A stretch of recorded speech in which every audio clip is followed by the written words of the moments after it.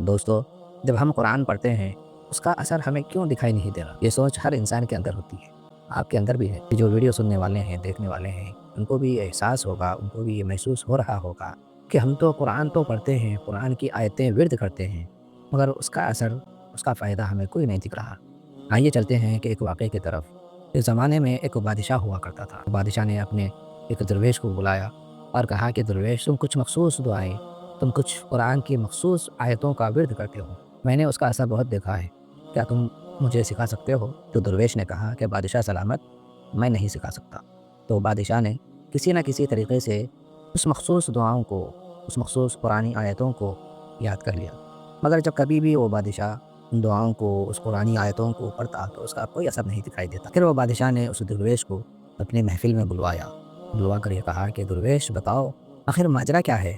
تم بھی تو وہی دعائیں پڑھتے ہو، تم بھی تو وہی مخصوص قرآنی آیتیں پڑھتے ہو جو میں پڑھتا ہوں، مگر جب میں پڑھتا ہوں تو اس کا کوئی اثر دکھائی نہیں دیتا۔ درویش نے مسکرایا اور اسی بادشاہ کی محفل میں وزیروں کو کہا کہ اے وزیروں، بادشاہ کو گرفتار کرو۔ اب بادشاہ تھا، کوئی وزیر بادشاہ کو گرفتار تو نہیں کر سکتا تھا، کسی نے نہیں کیا۔ اس بات پر بادشاہ کو درویش پر بہت غصہ آیا اور کہا کہ تم بدتمیز ہو، نالائق ہو، اور بادشاہ نے اپنے ہی وزیروں کو کہا کہ اے وزیروں، اس درویش کو گرفتار کرو۔ تو تمام وزیر مل کر اس درویش کو گرفتار کیا۔ اسی بڑی محفل میں، اسی مجمع میں جب درویش کو گرفتار کیا گیا تو درویش نے مسکرانا شروع کر دیا۔ تو بادشاہ نے درویش سے کہا کہ تم مسکراتے کیوں ہو؟ کیا تمہیں نہیں معلوم کہ ایک بادشاہ کے حکم سے تمہاری گرفتاری ہوئی ہے؟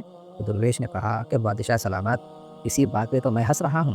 بادشاہ نے کہا کیوں، بتاؤ تو صحیح۔ درویش نے کہا کہ بادشاہ سلامت، میں اس بات کی حقیقت پر ہنس رہا ہوں کہ میں نے حکم دیا تھا کہ بادشاہ کی گرفتار کرو، اور آپ نے بھی حکم دیا تھا کہ درویش کو گرفتار کرو۔ دونوں کا حکم تو ایک ہی تھا، مگر گرفتاری آپ کے نہیں بلکہ میری ہوئی ہے، اس لیے اس بات کا وزن آپ کے پاس ہے، آپ کو دستہ ہے، اور یہ جو وزیر ہیں وہ آپ ہی کے بات سننے والے ہیں، نہ کہ میری بات۔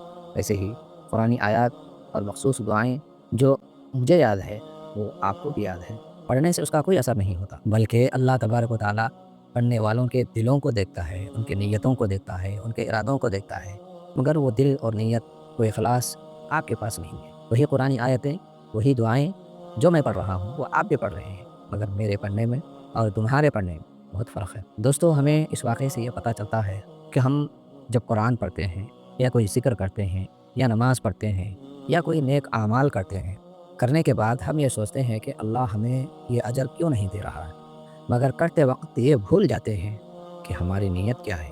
ہماری نیتوں کو اللہ دیکھنے والا ہے، اس بات کو ہم بھول جاتے ہیں۔